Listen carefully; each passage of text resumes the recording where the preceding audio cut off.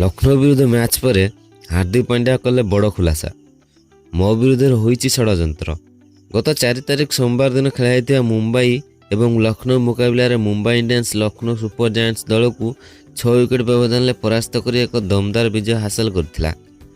ଏହି ମ୍ୟାଚ୍ରେ ମୁମ୍ବାଇ ସାମ୍ନାରେ ଲକ୍ଷ୍ନୌ 229 ରନ୍ର ଏକ ବିଶାଳ ଲକ୍ଷ୍ୟ ରଖିଥିଲା। ହେଲେ ଆହତ କାରଣରୁ ଦୀର୍ଘ ଦିନ ମୁମ୍ବାଇ ଦଳରୁ ବାଦ୍ ପଡ଼ିଥିବା ରୋହିତ ଶର୍ମା ନିଜର କମ୍ବ୍ୟାକ୍ ମ୍ୟାଚ୍ରେ ରିଆନ୍ ରିକାର୍ଡଟଙ୍କ ସହିତ ମିଶି ଦମଦାର ବ୍ୟାଟିଂ କରିଥିଲେ। 229 ରନ୍ର ବିଜୟ ଲକ୍ଷ୍ୟକୁ ପିଛା କରିବାକୁ ଯାଇ ଦୁହେଁ ମାତ୍ର 10.5 ଓଭରରେ 143 ରନ୍ର ଭାଗିଦାରୀ କରିଥିଲେ, ଯାହା ପାଇଁ ମୁମ୍ବାଇ ଦଳକୁ ଏହି ମ୍ୟାଚ୍ ଜିତିବା ସହଜ ହୋଇଥିଲା।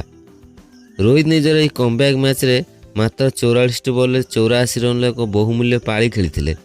ଏହି ବିଜୟ ସହିତ ମୁମ୍ବାଇ 10ଟି ମ୍ୟାଚ୍ରୁ ମୋଟ 6 ପଏଣ୍ଟ ହାସଲ କରିଛି। ତେବେ ଆପଣଙ୍କ ଅବଗତି ନିମନ୍ତେ କହି ରଖୁ ଯେ ମୁମ୍ବାଇର ବର୍ତ୍ତମାନ ପ୍ଲେ ଅଫ୍ରେ ପହଞ୍ଚିବା ଏକ ପ୍ରକାର ଅସମ୍ଭବ ଅଛି। କିନ୍ତୁ ମୁମ୍ବାଇ ଭଳି ଗୋଟିଏ ଚାମ୍ପିୟନ୍ ଦଳ ଏଥର IPLରେ ବହୁତ ଖରାପ ପ୍ରଦର୍ଶନ କରିବା ସବୁ ମୁମ୍ବାଇ ଇଣ୍ଡିଆନ୍ସର ସମର୍ଥକମାନଙ୍କୁ ବହୁତ ଆଘାତ ଦେଇଛି। ହାର୍ଦ୍ଦିକ ପାଣ୍ଡ୍ୟାଙ୍କ ଅଧିନାୟକତ୍ୱରେ ଦଳ ଏଥର ବହୁତ ନୈରାଶ୍ୟଜନକ ପ୍ରଦର୍ଶନ କରିଛି। ତେବେ ଆମେ କହି ରଖୁ ଲକ୍ଷ୍ନୌ ବିରୁଦ୍ଧ ମ୍ୟାଚ୍ରେ ମୁମ୍ବାଇ ଇଣ୍ଡିଆନ୍ସ ପାଇଁ ଏହି ମ୍ୟାଚ୍ରେ ସୂର୍ଯ୍ୟକୁମାର ଯାଦବ ଅଧିନାୟକତ୍ୱ କରିଥିଲେ।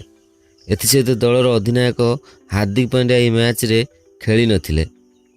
ମୁମ୍ବାଇ ପକ୍ଷରୁ ହାର୍ଦ୍ଦିକ ପାଣ୍ଡ୍ୟା ଆହତ କାରଣରୁ ଏହି ମ୍ୟାଚ୍ରେ ବାଦ୍ ପଡ଼ିଥିଲେ ବୋଲି କୁହାଯାଇଥିଲା, ଯାହା ବହୁତ ଦର୍ଶକମାନଙ୍କ ମନରେ ପ୍ରଶ୍ନବାଚୀ ସୃଷ୍ଟି କରିଥିଲା। ତେବେ ଏହି ମ୍ୟାଚ୍ ପରେ ହାର୍ଦ୍ଦିକ ପାଣ୍ଡ୍ୟା ଏବେ ଏହିସବୁ ଉପରୁ ପର୍ଦ୍ଦା ଉଠାଇଛନ୍ତି କି ସେଦିନ ହାର୍ଦ୍ଦିକ ପାଣ୍ଡ୍ୟାଙ୍କୁ କାହିଁକି ଖେଳାଯାଇନଥିଲା। ତେବେ ହାର୍ଦ୍ଦିକଙ୍କ କହିବା ଅନୁସାରେ ତାଙ୍କୁ ଜାଣିଶୁଣି ବସାଇ ଦିଆଯାଇଥିଲା ଏବଂ ଏଥିସହିତ ହାର୍ଦ୍ଦିକ ଏହି ବାବଦରେ ଆହୁରି ଅନେକ କଥା ମଧ୍ୟ କହିଥିଲେ। ତେବେ ହାର୍ଦ୍ଦିକ ପାଣ୍ଡ୍ୟା କହିଥିବା ସେହିସବୁ କଥା କ'ଣ ତାହା ବିଷୟରେ ଜାଣିଲେ ଆପଣମାନେ ଆଶ୍ଚର୍ଯ୍ୟ ହୋଇଯିବେ। ସେହିସବୁ କଥା କ'ଣ ତାହା ବିଷୟରେ ଆମେ ଏହି ଭିଡ଼ିଓରେ ଜଣାଇବୁ। କିନ୍ତୁ ଏହା ପୂର୍ବରୁ ଆପଣମାନେ ଯଦି ମୁମ୍ବାଇ ଦଳର ଜଣେ ପ୍ରଶଂସକ ତାହେଲେ ଦୟାକରି ଭିଡ଼ିଓକୁ ଲାଇକ୍ କରିଦିଅନ୍ତୁ ଏବଂ ରୋହିତ, ସୂର୍ଯ୍ୟକୁମାର ଏବଂ ହାର୍ଦ୍ଦିକଙ୍କ ମଧ୍ୟରୁ କେଉଁ ଖେଳାଳିଙ୍କୁ ମୁମ୍ବାଇର ଅଧିନାୟକତ୍ୱ କରିବା ଉଚିତ ନିଜର ମୂଲ୍ୟବାନ ମତାମତ ଦୟାକରି କମେଣ୍ଟ କରି ଜଣାନ୍ତୁ। ତେବେ ଆସନ୍ତୁ ଜାଣିବା ସମ୍ପୂର୍ଣ୍ଣ ଖବର। ଦର୍ଶକ ବନ୍ଧୁ, ହାର୍ଦ୍ଦିକ ପାଣ୍ଡ୍ୟା ସାମ୍ବାଦିକଙ୍କ ପ୍ରଶ୍ନର ଉତ୍ତର ଦେବାକୁ ଯାଇ ଏହିସବୁ ଉପରୁ ପର୍ଦ୍ଦା ଉଠାଇ କହିଥିଲେ ଯେ ମୁଁ ଆହତ ନାହିଁ, କିନ୍ତୁ ମୋତେ ବିଶ୍ରାମ ଦିଆଯାଇଛି ବୋଲି କହି ଦଳରୁ ବାଦ୍ ଦିଆଯାଇଥିଲା। ମୁଁ କେବେ ଭାବିନଥିଲି ମୋ ସହିତ ମୁମ୍ବାଇ ଇଣ୍ଡିଆନ୍ସ ଏଭଳି କରିବ ବୋଲି। ମୁଁ ପୂର୍ବରୁ ମୁମ୍ବାଇ ଦଳ ପାଇଁ ଅନେକ ଥର ଭଲ ଖେଳ ଦେଖାଇଛି। ମୁଁ ଗୁଜରାଟ ଜାୟାଣ୍ଟସ୍ ଦଳକୁ ତା'ର ପ୍ରଥମ ସିଜନରେ ହିଁ ଚାମ୍ପିୟନ୍ କରାଇଥିଲି, କିନ୍ତୁ ମୁମ୍ବାଇ ସହିତ ମୋର ଅଲଗା ପ୍ରକାରର ଭଲ ପାଇବା ରହିଛି, ଯେଉଁଥିପାଇଁ ମୁଁ ମୁମ୍ବାଇ ଦଳକୁ ଫେରି ଆସିଥିଲି। କିନ୍ତୁ ମୁଁ ମୁମ୍ବାଇ ଦଳରେ ଗତଥର ଯୋଗ ଦେଲା ପରେ ମୋତେ ଦର୍ଶକମାନଙ୍କ ପାଖରୁ ବହୁତ ଅପମାନଜନିତ କଥା ଶୁଣିବାକୁ ପଡ଼ିଥିଲା। ତଥାପି ମୁଁ ସେସବୁକୁ ଖାତିର ନ କରି ମୁମ୍ବାଇ ପାଇଁ ଖେଳିଥିଲି।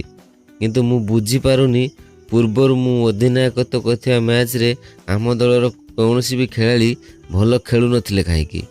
ଏବେ ବୁଝୁଛି ମୁଁ ଅଧିନାୟକତ୍ୱ କରିବାକୁ ଆମ ଦଳର ବହୁତ ଖେଳାଳିମାନେ ସହ୍ୟ କରିପାରୁନଥିଲେ, ଯେଉଁଥିପାଇଁ ସେମାନେ ଭଲ ଖେଳୁନଥିଲେ। ମୋତେ ଅଧିନାୟକ ପଦରୁ ହଟାଇବା ପାଇଁ ଭିତରେ ଭିତରେ ଗୋଟିଏ ଷଡ଼ଯନ୍ତ୍ର ଚଲାଇଥିଲେ। ମୋତେ ମିଛରେ ଆହତ କାରଣ ଦର୍ଶାଇ ବସାଇ ଦେଇ ମ୍ୟାଚ୍ ଖେଳିଲେ ଏବଂ ସେହି ମ୍ୟାଚ୍ରେ ହିଁ ସେହି ଖେଳାଳିମାନେ ଭଲ ଖେଳି ମ୍ୟାଚ୍ ଜିତି ଦେଇଥିଲେ। ତାହା ପୁଣି 20 ଓଭରରେ 229 ରନ୍ର ଏକ ବିଶାଳ ଲକ୍ଷ୍ୟକୁ ପିଛା କରି। କାହିଁ ମୁଁ କ୍ୟାପ୍ଟେନ୍ ଥିବାବେଳେ କେହି ତ ଭଲ ଖେଳୁନଥିଲେ। ସେହି ଖେଳାଳିମାନଙ୍କର ସେତେବେଳେ କ'ଣ ହୋଇଥିଲା କି? କାହିଁକି ସେମାନେ ସେତେବେଳେ ଭଲ ଖେଳାଇ ଦେଖାଇ ନଥିଲେ? ମୋତେ ବାହାର କରିବା ପାଇଁ ସବୁ ଖେଳାଳିମାନେ ମିଶିକରି ଗୋଟିଏ ଷଡ଼ଯନ୍ତ୍ର ଚଲାଇଥିଲେ ଏବଂ ସେହି ଷଡ଼ଯନ୍ତ୍ରରେ ସେମାନେ ସଫଳ ମଧ୍ୟ ହୋଇଗଲେ, ଯାହା ମୋତେ ବହୁତ ମାତ୍ରାରେ ଆଘାତ ଦେଇଛି। ତେବେ ଦର୍ଶକ ବନ୍ଧୁ, ହାର୍ଦ୍ଦିକ ପାଣ୍ଡ୍ୟାଙ୍କ କହିବା ଅନୁସାରେ ମୁମ୍ବାଇ କ'ଣ ଜାଣିଶୁଣି ହାର୍ଦ୍ଦିକ ପାଣ୍ଡ୍ୟାଙ୍କୁ ଏହି ମ୍ୟାଚ୍ରେ ବସାଇଥିଲା? ଦୟାକରି ନିଜର ମୂଲ୍ୟବାନ ମତାମତ କମେଣ୍ଟ କରି ଜଣାନ୍ତୁ।